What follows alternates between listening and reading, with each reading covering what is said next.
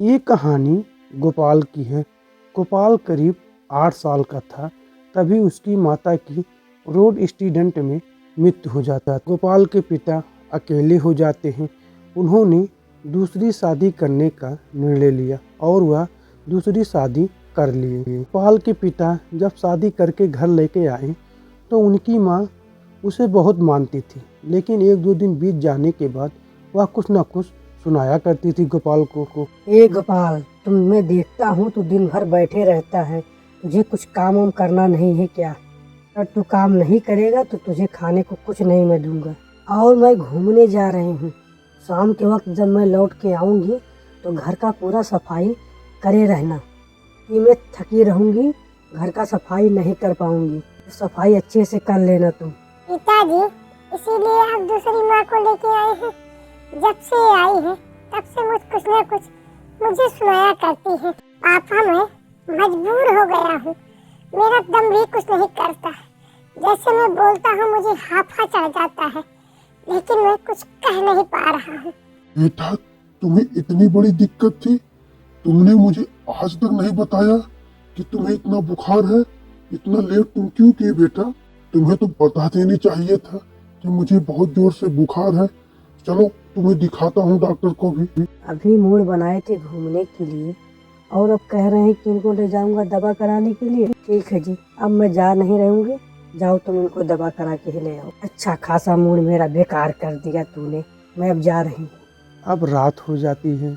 रात होने के बाद सुबह के वक्त उठने के बजाय वह बिस्तर पर लेटी रहती है और नाटक करती है और बिस्तर छोड़ने का नाम नहीं लेती है, जिससे परेशान होकर गोपाल जाता है और अपनी माँ से कहता है, माँ, बात क्या है?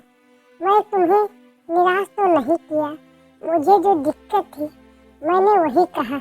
ठीक है, तुम इसी में खुश हो तो मैं घर का सारा काम मैं ही करूँगा।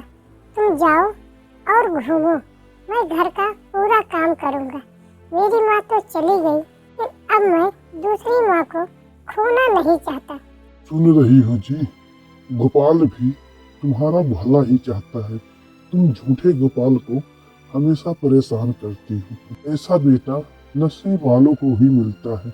देखो, अपने दुख भुला गया, लेकिन तुम्हारा दुख होने से यह अपने आप को यही कहता है कि मैं घर का सारा काम कर लूंगा। तुम्हें शर्म आनी चाहिए।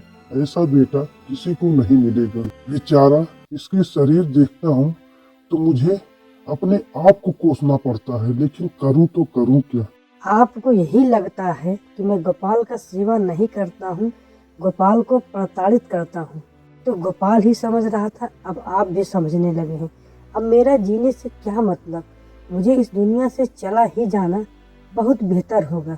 और आप लोग परेशान मत होइए। रात के वक्त मैंने जहर भी खा लिया था।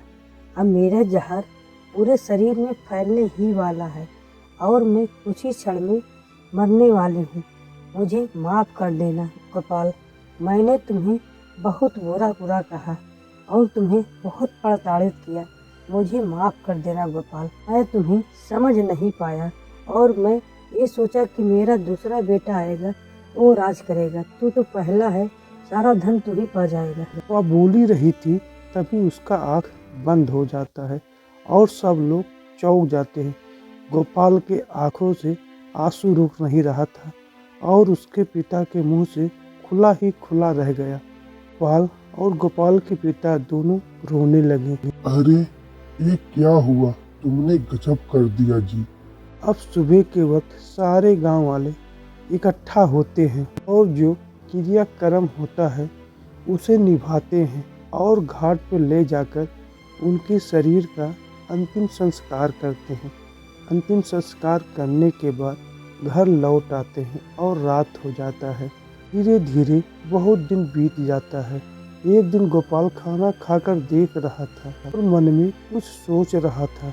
बेटा, क्या बात है? मैं यही देख रहा हूँ तुम खाना खा नहीं रहे हो, लेकिन मन में कुछ सोच रहे हो। क्या बात है? कुछ दिक्कत है क्या गोपाल? बेटा, जो होना है वह होकर रहेगा। किसी की हिम्मत नहीं है कि उस घटना को कोई रोक सके। बस तुम निराश मत हो, हम दोनों रहेंगे और सारे जीवन रहेंगे। कोई दिक्कत की बात नहीं है बेटा, तुम रो मत। पिताजी लगता है मैं बदनसीब हूँ।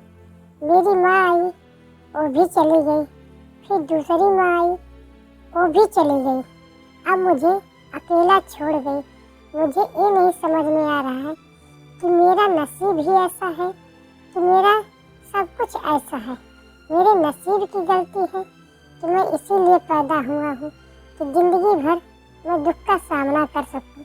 नहीं बेटा, अगर तुम्हारे आने से कुछ दिक्कत होता तो आज मैं कहाँ से कहाँ पहुँच गया, किसी को पता नहीं था। मैं एक झोपड़ी में था, आज मेरे पास सारा धन दौलत और इतना ढेर सारा धन दौलत है, वो तुम्हारे आने से हुआ। तुम बदनसीब नहीं हो, तुम ही मेरी सच्ची बेटी हो।